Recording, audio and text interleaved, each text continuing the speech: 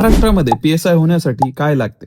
सगळ्यात महत्त्वाचं म्हणजे तुम्ही जर कुठल्याही शाखेतून पदवीधर असाल किंवा तुमच्याकडे ग्रॅज्युएशन असेल, तर तुम्ही पी-एस-आयची परीक्षा देऊ शकता. यामध्ये मात्र पी-एस-आय होण्यासाठी तुमची किमान उंची 165 सेंटीमीटर म्हणजे मुलांची उंची 165 सेंटीमीटर आणि मुलींची उंची 157 सेंटीमीटर लागते. परीक्षेचे 4 टप्पे असतात. सर्वप्रथम प्रिलिम्स ही परीक्षा होते. प्रिलिम्समध्ये 100 मार्कांचा एक पेपर होतो, जो फक्त तुम्हाला मेन्सला जाण्यासाठी क्वालिफाय करण्यास मदत करत असतो. त्याच्यानंतर मेन्सला गेल्यावर 2 पेपर होतात.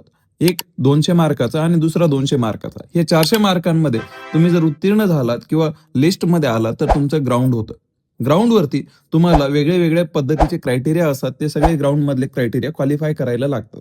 पूर्वी ग्राउंडचे मार्क्स तुमच्या फायनल रिझल्टमध्ये पकडले जायचे, पण आता मात्र ग्राउंड फक्त क्वालिफाय करायला लागते. ग्राउंड क्वालिफाय झाल्यानंतर तुमचा इंटरव्ह्यू होतो. इंटरव्ह्यू झाल्यानंतर तुम्हाला इंटरव्ह्यूचे 40 मार्क आणि मेन्स परीक्षेचे 400 मार्क असा 440 मार्कांमध्ये तुमचा निकाल लागतो.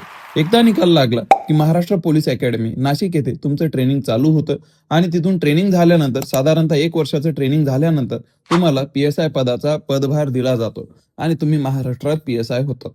सो तुम्हाला जर या परीक्षेबद्दल अजून काही माहिती हवी असेल तर तुम्ही नक्कीच आमच्याशी संपर्क साधू शकता.